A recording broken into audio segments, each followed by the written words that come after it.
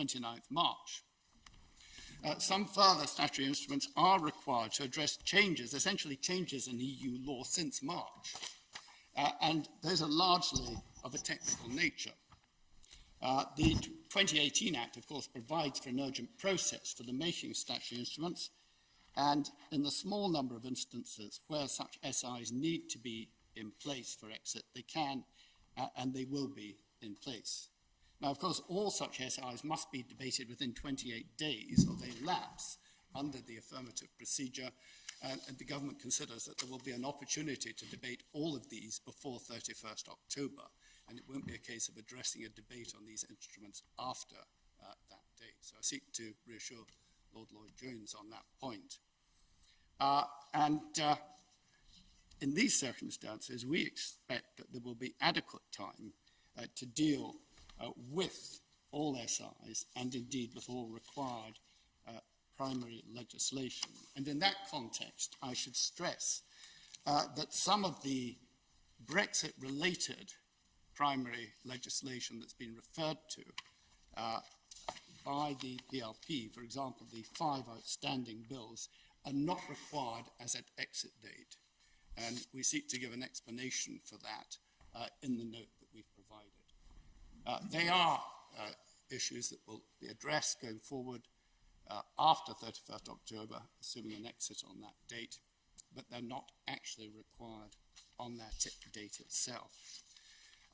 I should say that there was some element of confusion in the minds of some about what bills were being referred to by the PLP. And at paragraph 3 of our note, we say in paragraph 5 of his second witness statement, Dr. Joe Tomlinson for the Public Law Project suggests that all Brexit bills from the last parliamentary session have fallen. Insofar as that statement suggests that all Brexit-related bills from the last Parliament session fell at prorogation, that is not correct. And we point out that many of them passed, but there were 5 remaining.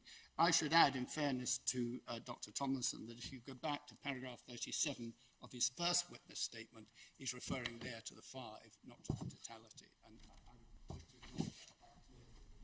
I think there's been a misunderstanding on that point. The second matter that has been the subject of a further note is the matter of relief. And we have sought to explain why, as Lord Reid anticipated, this might be a little more complicated than it first appeared. What cannot remain is part 4 of the interlocutor of the inner house.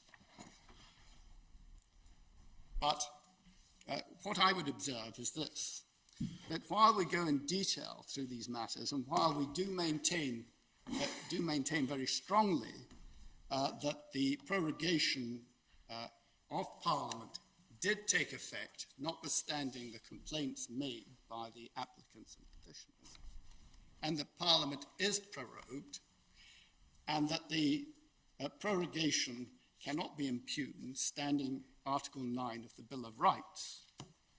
There is room, of course, for the court to make a declarator or declaration if it comes to the conclusion, contrary to our submissions, that the advice given to the sovereign was unlawful. But that, I venture, is all that would actually be required in the context of this case, a declaration that the advice was unlawful. And it would then be essentially for Parliament and the executive in particular, to decide how to respond to that, considering the reasons that may be given by the court if it comes to that determination. So is your position that if such a declaration were made, the order in council, the prorogation affected by the commissioners appointed by the order in council would be legally effective? Yes, my lord. That is our position. And I just pause. And then how would it be? How would it then be that it would be for Parliament to decide how to respond? Because Parliament wouldn't be there. I'm just going to say, in the first instance, it would be for the executive to respond, and under the 1794 Act, they could, of course, seek an order in council for a proclamation for the recall of Parliament. Thank you. But it seems very strange that Article 9, which historically was there to protect the privileges of Parliament against the executive and the Crown, would then have the effect contrary to that purpose. Well, I don't accept the proposition in those bold terms, if I may respectfully say so. It appears to me that the first question is, was the proclamation by the Lords Commissioner a proceeding in Parliament? And we've given 6 reasons why that must be the case. And if it is a proceeding in Parliament, then it falls within Article 9 of the Bill of Rights. But why shouldn't one start at the other end and see whether they were properly charged, lawfully charged, to deliver their message to Parliament? Because one would... And it's being said on the other side, the answer is that they were not. Ultimately, that would mean impugning the proceedings in Parliament that have taken place, and the consequences of that could be far-reaching. I would suggest, well, first of all, we say that the Order in Council itself is linked to the proceedings in Parliament. Or more particularly, the third stage of the process, the declaration by the Lords Commissioner prorogue Parliament.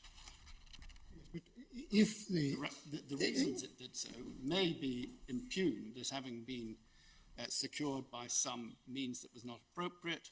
They may be impugned on the grounds advanced by my learned friends on the basis that the advice given was unlawful.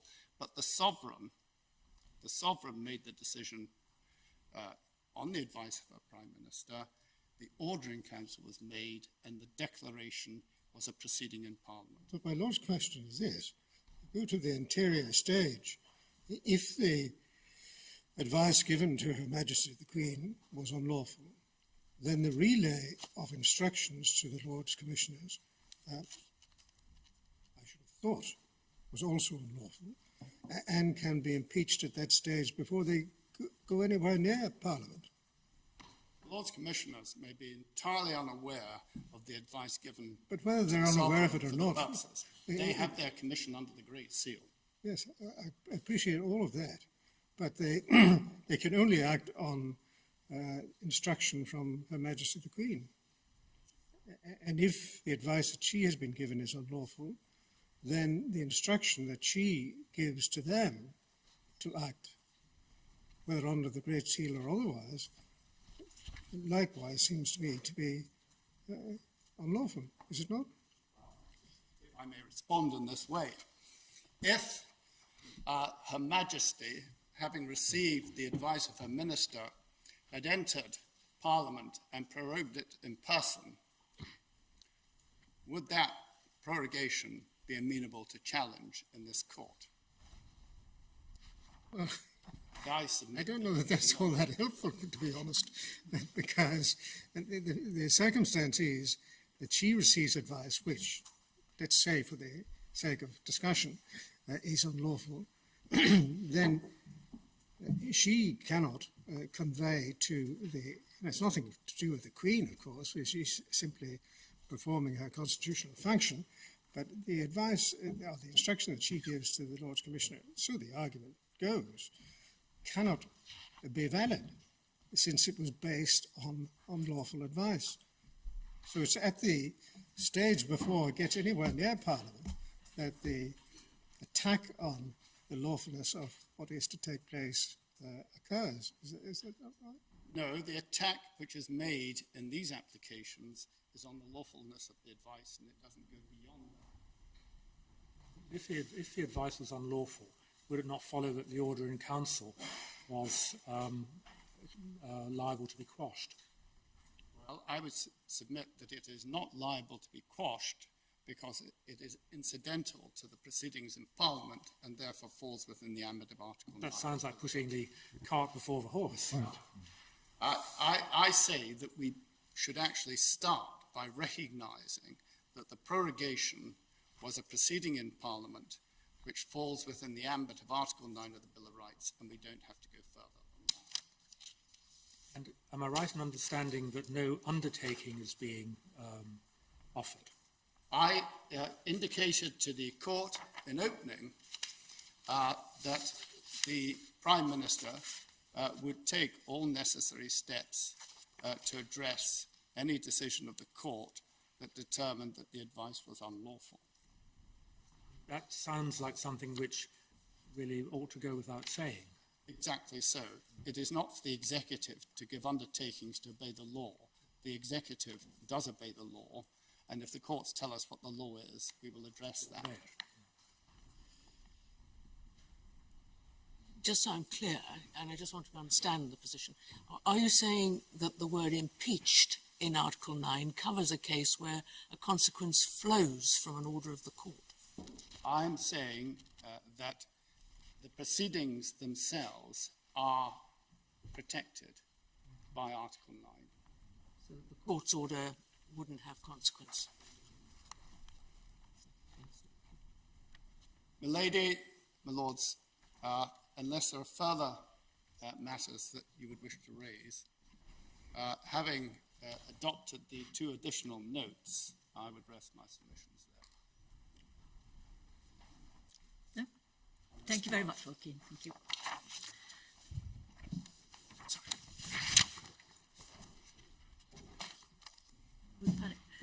I suspect that Mr. O'Neill may be correct in saying this case is unique in having 3 members of the House of Lords addressing it. Whether that's an advantage the courts may not need to pronounce upon. Or perhaps a precedent, Lord Benwick. My ladies, my lords, I gratefully adopt the submissions that the court heard this morning from the Lord Advocate, from Mr. Fordham and from Lord Garnier. The court has received comprehensive oral and written submissions over the last 3 days, and I therefore wish in my reply just to emphasise what we say with respect are the central errors in the arguments advanced by my friends Lord Keane and Sir James.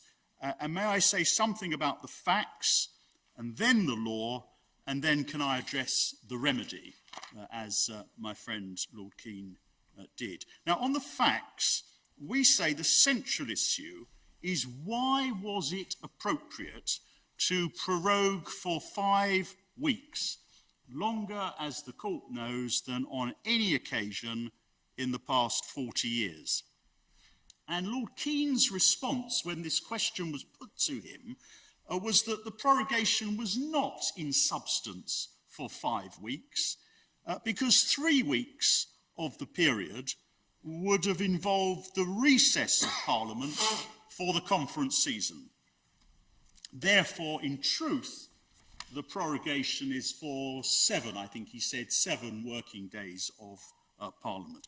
Our response is we say that does not explain, far less justify, closing Parliament for 5 of the 7.5 weeks prior to the 31st of October, having regard, of course, to the adverse effect on the ability of Parliament to perform its scrutiny functions at this critical time.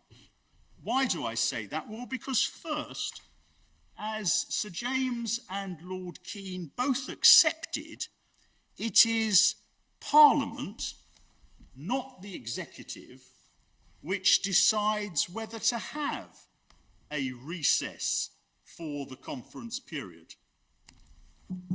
Parliament may or may not have decided to have a 3-week recess this year when the 31st of October is fast approaching. The Prime Minister's decision took that matter out of the hands of Parliament. Secondly, even if there was a conference recess this year decided upon by Parliament, Parliament would still, during those 3 weeks, have been in session. And therefore, written parliamentary questions could have been asked and would have needed to be answered. And parliamentary committees could report and would report.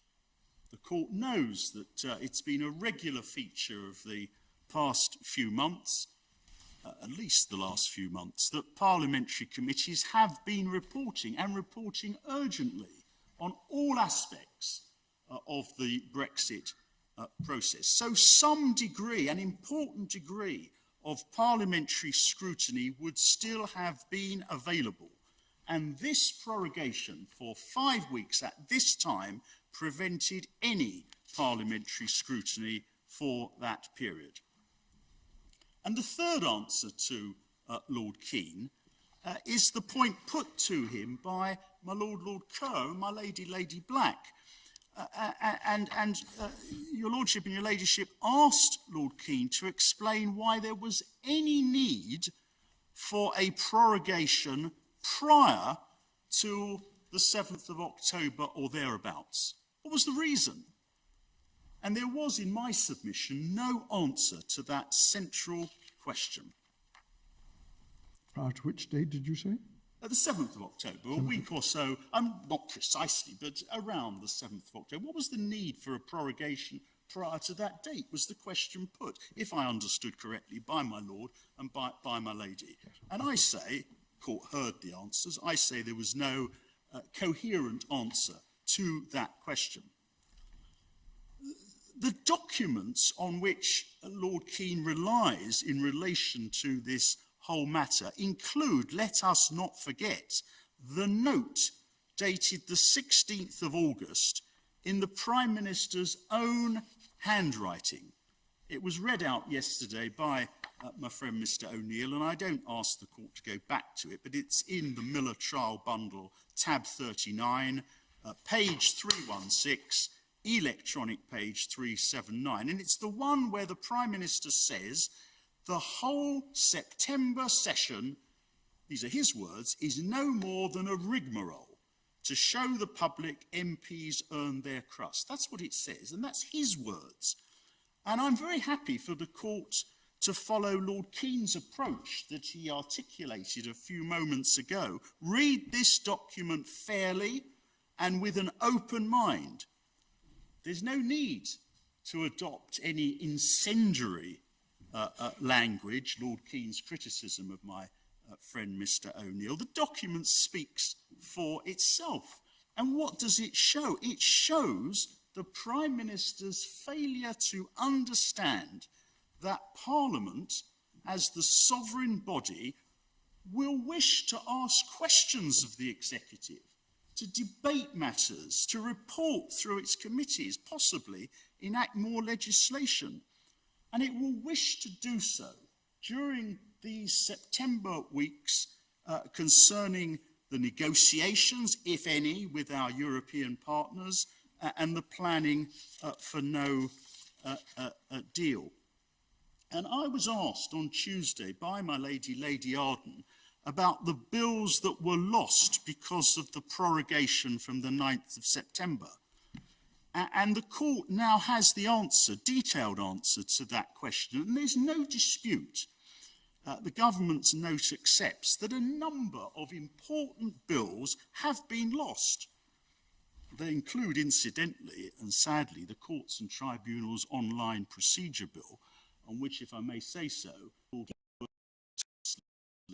and skillfully to pilot through the House of Lords. It's one of many bills that have been lost.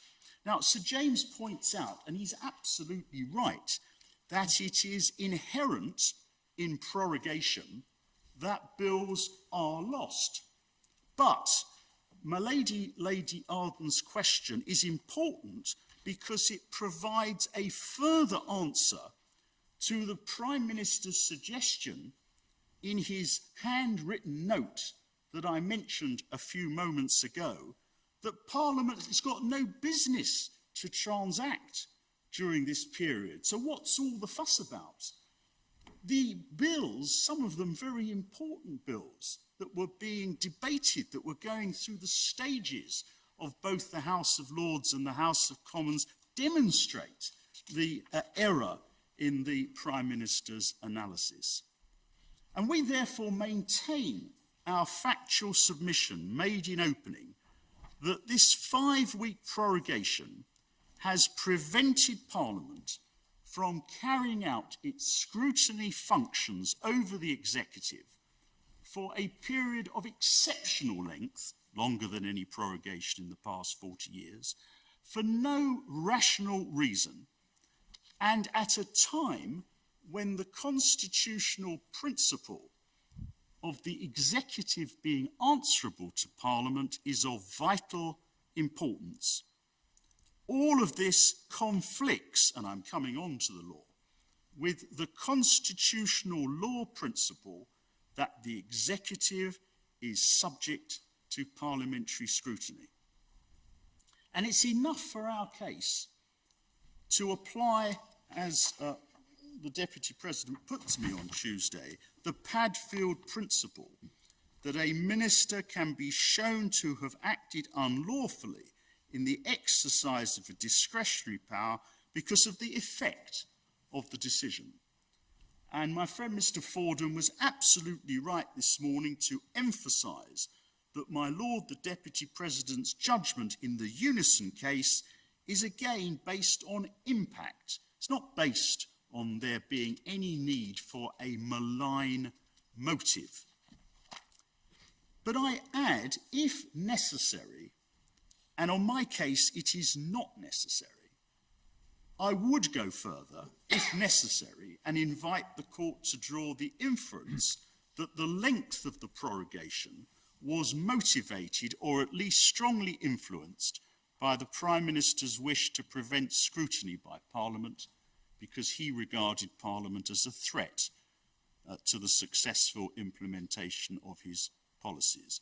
There is no rational reason for a 5-week prorogation, giving the Prime Minister the broadest possible margin of discretion. And if that's right, the court is entitled to draw an inference that there was an improper reason. See Padfield. I remind the court that in opening I referred to 2 interviews given by the Prime Minister himself on the 30th of August. It was our trial bundles tabs 54 and 55. The court will recall it was a BBC interview and a Sky News interview. And in each of those, the Prime Minister himself stated that Parliament was a threat to the implementation of his policies. Neither of my friends, Lord Keane nor Sir James, addressed that evidence. The documents on which the government relies are of limited assistance to the court because there is no witness statement by or on behalf of the Prime Minister telling the court that they contain the only reasons for a 5-week prorogation. May I turn to the law? The argument advanced by both of my friends has 2 main limbs. First, they say the issues are not justiciable. And second, they dispute that there is any relevant principle of constitutional law. We respond that those 2 points go together. If, as we submit, there is a relevant principle of constitutional law, that is the supremacy of Parliament and the inferior status of the executive and its accountability, then it is a question of law for the court whether, in the light of that principle, this decision is outside the proper scope of the legal power to advise on prorogation. Sir James accepted, and properly so, in answer to my Lord Kerr, that it is for the court to decide the proper scope of a prerogative power. We submitted and we maintain the submission that parliamentary supremacy is a principle of our law. It is as fundamental as the rule of law and access to justice. It is not a mere convention. And it is not confined, as Sir James submitted, to an obligation on the executive and the courts to comply with enacted statutes. That is a consequence, an important consequence, of parliamentary sovereignty. But another feature of the legal principle of parliamentary sovereignty is that the executive is answerable to Parliament. And it therefore follows, we say, that the executive, the junior partner, cannot claim a legally unfettered power to close down the senior partner for as long as the executive likes, for whatever reason it likes, and however substantial the damage to the ability of Parliament to perform its scrutiny functions. Sir James then said that for the court to intervene would breach the principle of the separation of powers. Our answer is that the court is being asked to intervene in order to uphold the separation of powers. That is to ensure that the executive cannot, by its own acts, escape from scrutiny by Parliament. Sir James then says there are no judicially manageable standards.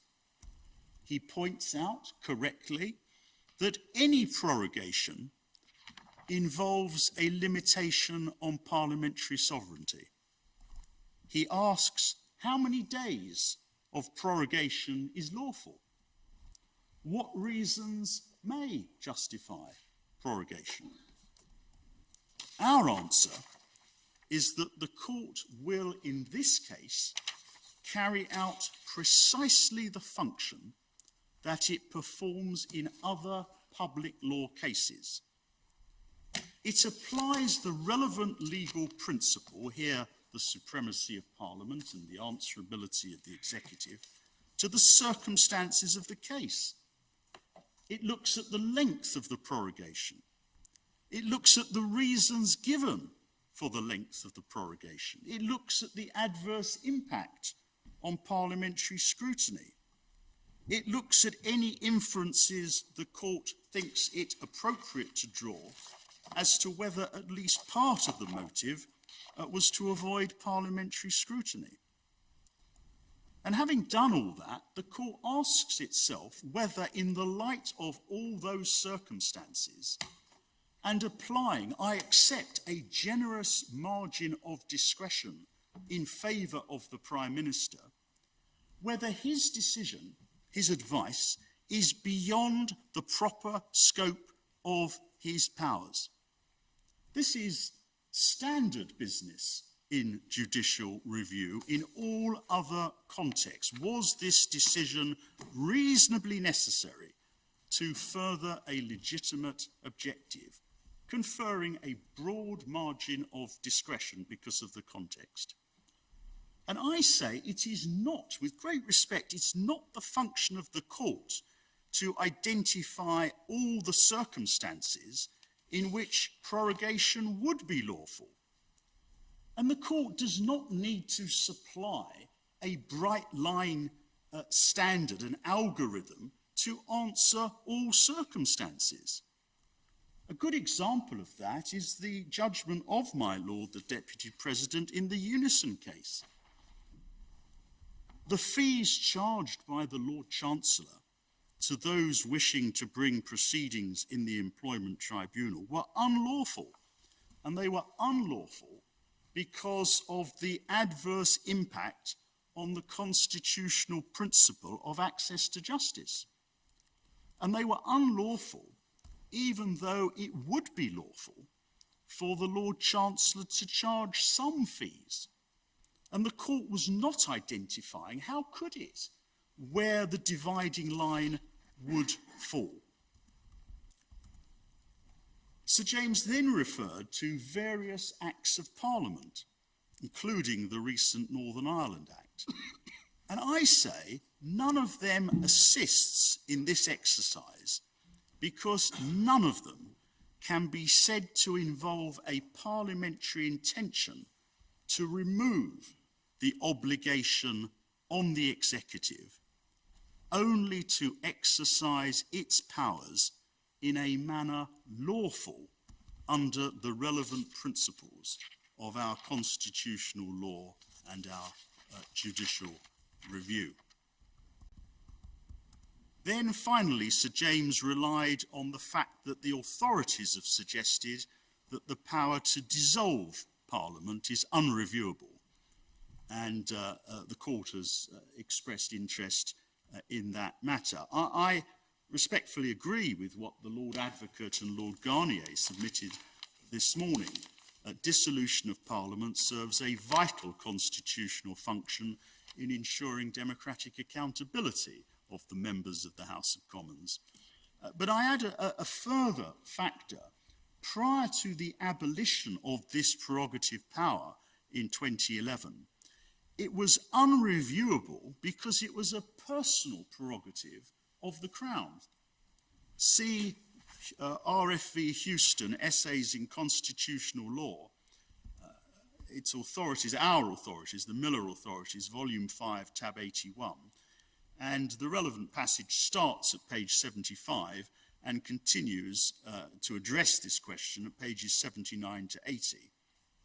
Now, my Lord Carnworth asked Sir James whether it was his submission that Her Majesty does enjoy a personal prerogative in relation to prorogation of Parliament. And Sir James was very clear in his answer. He said, "I am not making any such submission." And that answer, the court will recall, is consistent with what happened in this case. I showed the court in opening the radio interview with the President of the Council, Jacob Rees-Mogg. I think he said, "I'm not making any positive submission to that effect." But yes, I'm not making any such submission. It's no part of his case.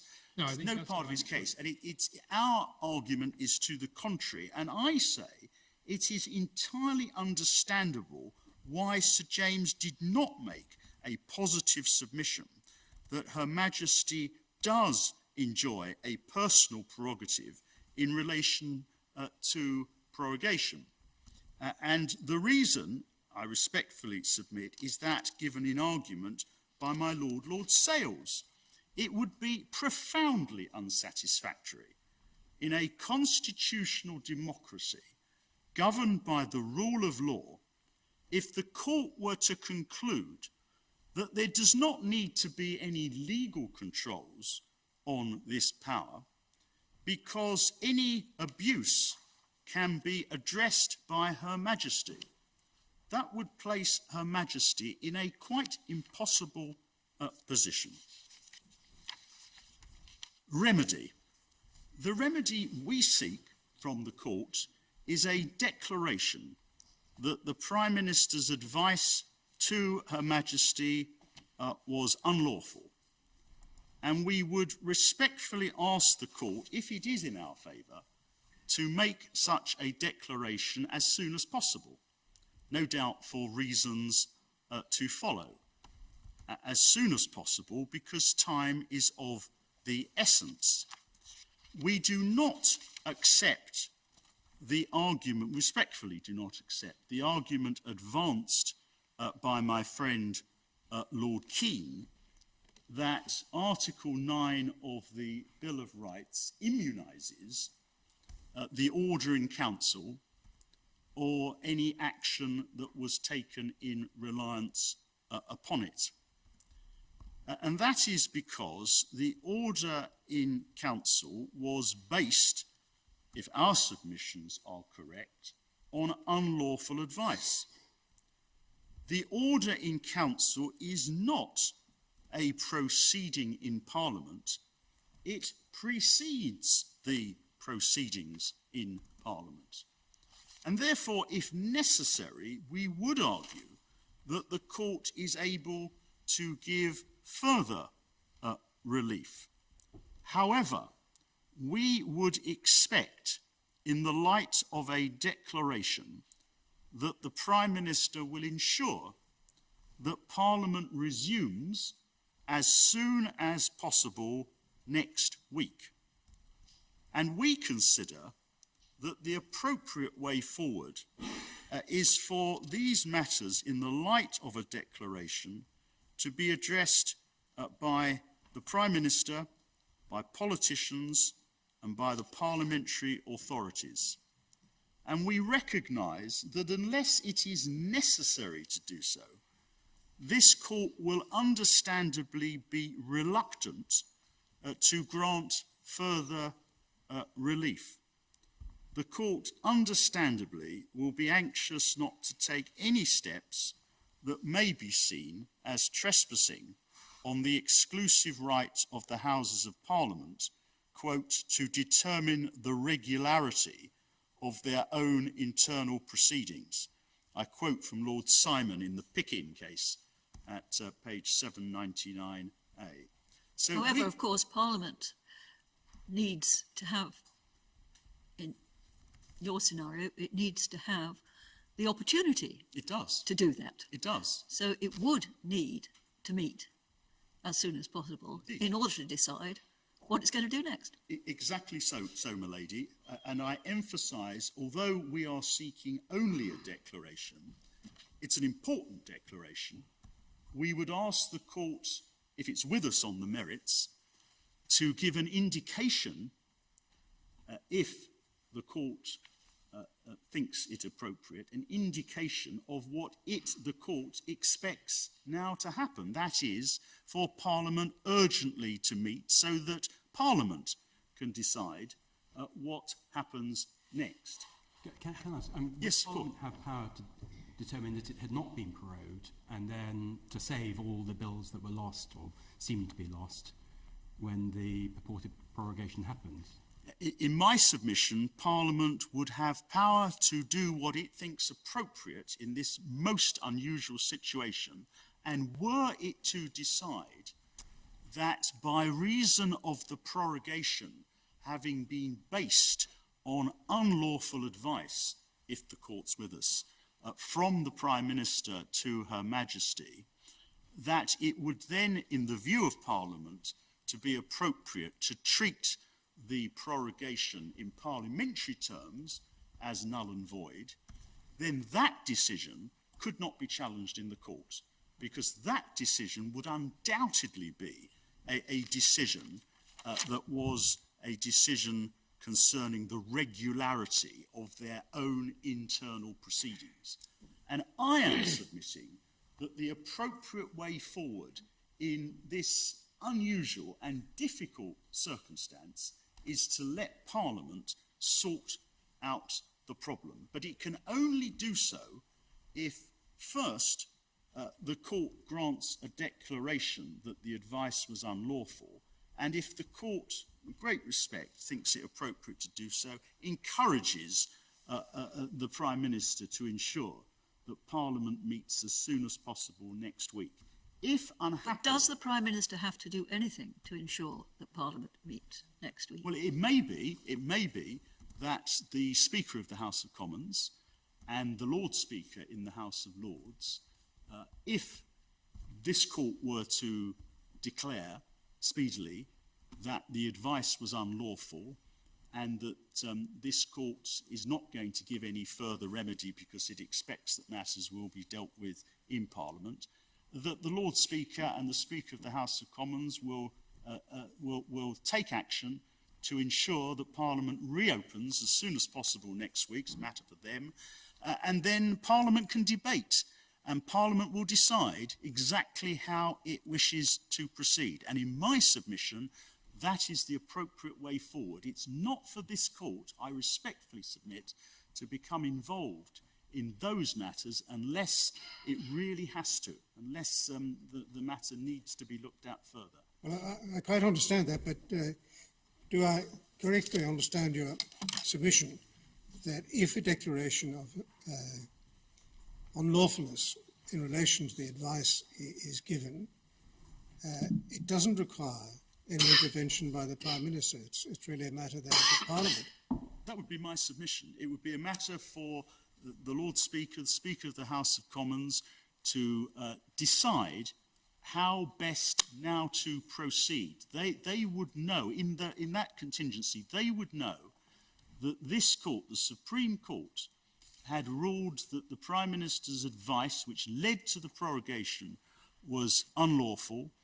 They would know, if the court were prepared so to indicate, that the basis of that declaration was that the court took the view that the parliamentary scrutiny was required for legal reasons, and no doubt politicians and others would be asking the Speaker of the House of Commons and the Lord Speaker to reassemble Parliament so that Parliament can decide as soon as possible next week how they think, how Parliament thinks it best to proceed. This court would have done its job and it would then be back to Parliament. All that could stand in the way of that would be if the Prime Minister, and I very much hope that this is unrealistic, that the Prime Minister hears of a declaration, hears of indications from the court that says, well, I'm simply not going to take action. In those circumstances, we would submit that it would be open to the Speaker of each House to reassemble Parliament, if they so wished. He doesn't have to take action on your submission. In my submission, no. I'm just wondering about the possibility that this might lead to a further constitutional clash. The implication of Lord Keane's submissions, as I understood them, was that even if this court were to declare that the advice was unlawful, Parliament would nevertheless stand prorogued, because the prorogation, he submits, is nonetheless effective. And following that logic, Parliament could not meet again unless, I suppose, a proclamation were to be made under the 1797 Act, which would have to be initiated by the Prime Minister. My answer to that is if the court gave a declaration, and even if the court, as I'm suggesting, gave no further remedy, it would be implicit in that what followed from the advice was infected by the illegality, the unlawful nature of the advice. And if it were thought appropriate by the Lord Speaker and the Speaker of the House of Commons, notwithstanding the view of the Prime Minister, to reassemble, there could be no legal challenge to that. Parliament would be deciding how best to proceed. There could be no legal challenge to any decision that was made by Parliament itself as to what to do next. That's my submission. I just wonder whether people don't need to have a clearer view, whatever the outcome of these proceedings are, where everyone is left. I mean, if we uphold your appeal, isn't it going to be very important, not least because of the time constraints which you've urged upon us, that it's very clear who is the person in law from whom further steps are required? Is it the Prime Minister, which it would be if Parliament is prorogued, as I understand it, or is it the Speakers, which it would be, as I understand it, if Parliament was not prorogued? Don't people need to know where they stand a little bit more clearly than you're indicating? Our concern is that time is passing. And if this court is going to make a ruling on these questions, it will inevitably, we fear, take this court longer than if this court simply decides to declare illegality. Just make an assumption that whatever this court thinks the answer in substance is to these proceedings, this court will produce that answer as soon as it humanly can. Make that assumption. I'm very grateful. I've made my submissions. It's self-evidently a matter for the court how it thinks it best appropriate to proceed. My submission is governed not just by questions of time, it's also governed by the standard approach when we come to remedies, as my Lord better than most knows, that the court only does what it needs to do. And it doesn't do more than it needs to do. But I take your Lordship's point. It may be helpful, probably would be helpful, for the court to say as much as it can within as speedily as possible in relation to these matters. Clarity is very important so that everybody knows where they stand. I entirely take the point that my Lord is making. If the advice was unlawful, has there nevertheless been a valid prorogation? Yes. Can we duck that? I'm not suggesting that the court ducks it. I'm politely suggesting to the court that it does as much as it can, as quickly as it can, if it's with us on the merits. And the danger, the concern, is that it takes the court a lot longer to resolve that question than simply to give a declaration and an indication. And time is passing. We have already lost, effectively, 2 weeks of the 5 weeks. But your submission, Lord Panic, surely has to be that if the advice is unlawful, then any action taken upon it cannot be valid. It is my submission. It is my submission. And although you're not asking us to go further, there is an order in the Scottish proceedings to the effect that the prorogation is of no effect. I take that. And we're being asked by Lord Keane to recall that is also that order. That is true. But I'm anticipating, this may be impertinent, that the court is going to give an answer as soon as possible, as soon as humanly possible, to use the President's word, but it's going to give a reasoned decision at a later stage. I assume that the court is not going to produce it all in one go. Make no assumptions I make whatsoever. no assumptions. I make no assumptions. We are asking the court to do whatever it thinks is appropriate in these circumstances. I've made my submissions, but I take my Lord's Deputy President's point in relation to this, and I take the point made by Lord Sales and Lord Wilson. I may have misunderstood you, but when you talk about a declaration of unlawfulness, does that extend only to the advice or also to the standing of the order in council? Well, we have asked only for a declaration that the advice of the Prime Minister was unlawful. Yes. But, as is put to me, it is an inevitable consequence of a conclusion to that effect that the order in council was also unlawful, if I be right, that Article 9 can't protect it because it's not a proceeding in Parliament. That's how I put it. Okay. Is it possible that there's a sort of two-stage solution? Because what you're suggesting is a course that might avoid another major constitutional question having to be resolved on this appeal. Yes. Namely, is it the court which has jurisdiction to give relief, or is it Parliament's sole prerogative in relation to the conduct of its own proceedings?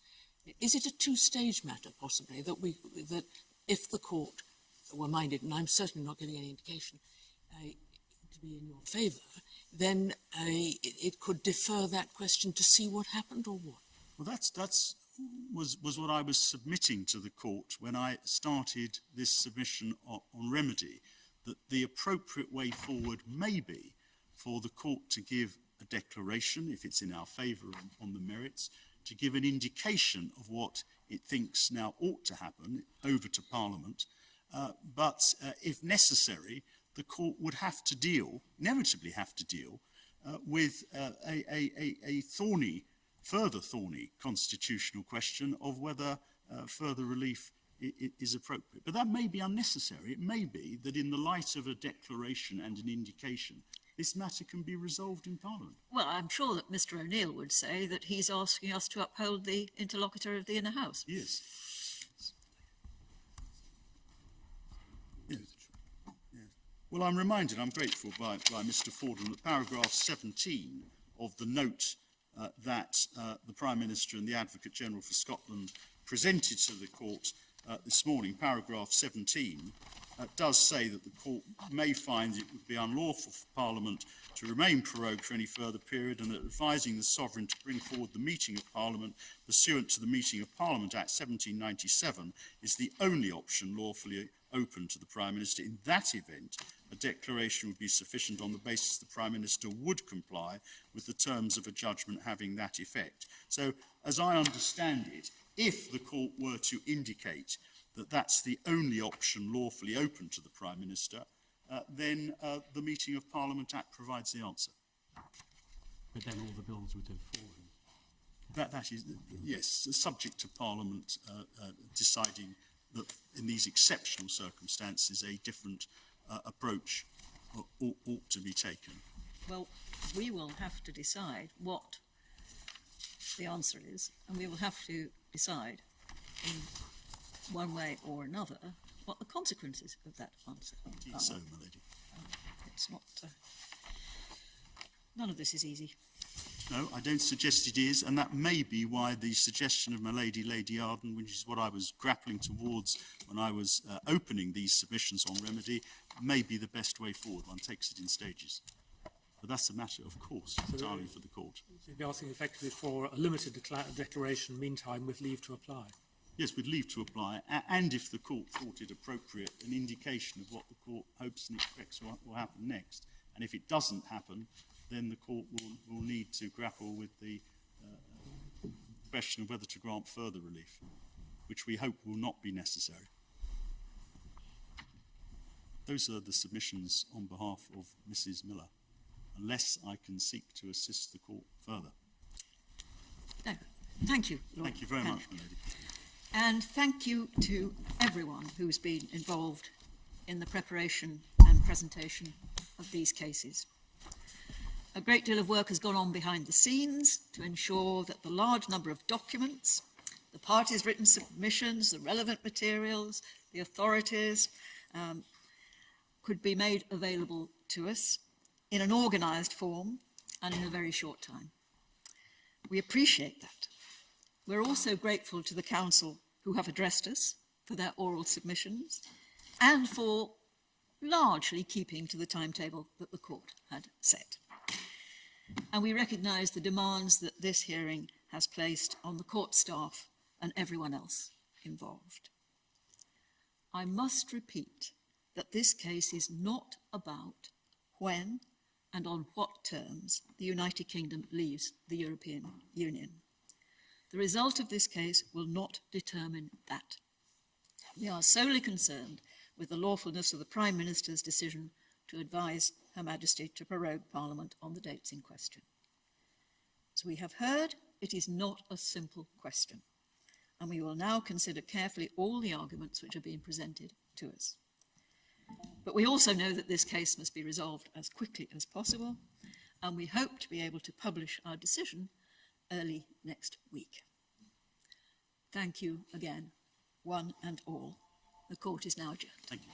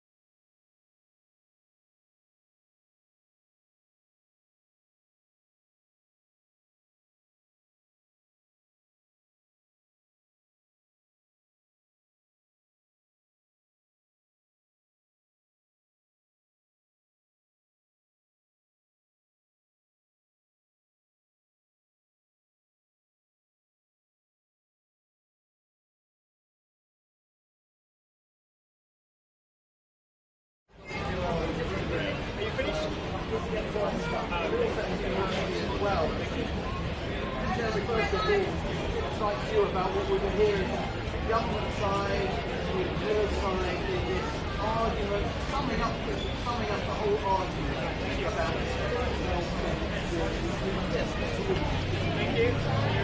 Legal analysis. No,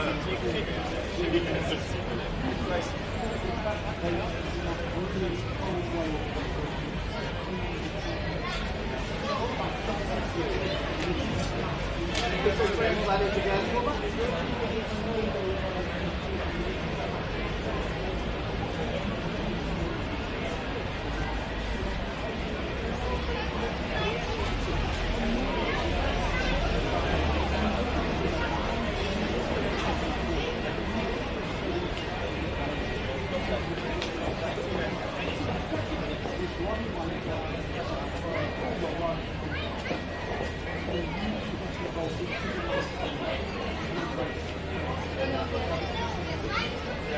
and Lord Boris Johnson,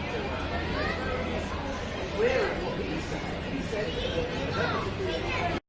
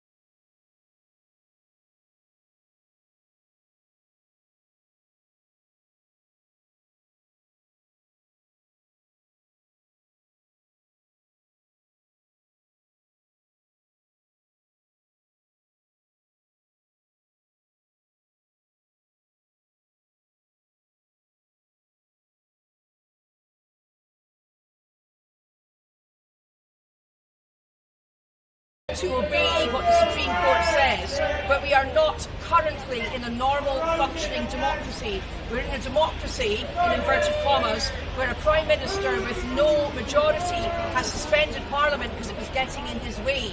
So I would hope that the UK Supreme Court will be as clear as they possibly can be about the consequences of their decision, should they find in our favour.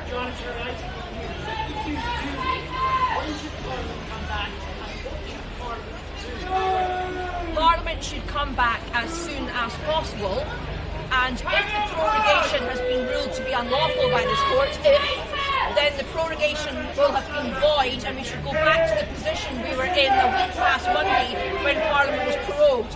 All the committees should be back up and running, all the bills that fell should be back before the House, all the question sessions should be back up and running, and MPs should be able to bring urgent questions and urgent debates as they did before.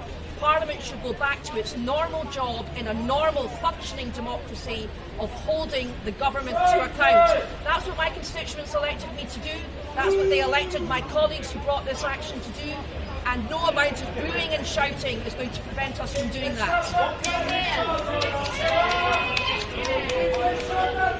Well, we're in the hands of the Supreme Court now, and we have to find out what ruling they make. But that's why I'm so hopeful that their ruling will be as clear as possible about the consequences of their ruling, so that there can be no room for manoeuvre and no room for any more dirty tricks from Boris Johnson. There is a period of 5 days prescribed by the Northern Ireland Executive Formation Act that begins, if I recall correctly, on the 14th of October, during which Parliament will sit come what may, and those 5 days might well be used by Parliament to enact emergency legislation to remove from an autocratic Prime Minister the right to treat Parliament as a mere inconvenience that he can set aside when politically expedient for him so to do. I very much hope Parliament will use those valuable 5 days to deliver that end result. One further point, the Prime Minister's been very clear that he wants us to leave with a deal. Under the terms of the 2018 Withdrawal Act, there is an awful lot to do that will take a substantial period of time. That work must begin immediately, otherwise we will, whatever the Prime Minister wishes, leave without a deal on the 31st.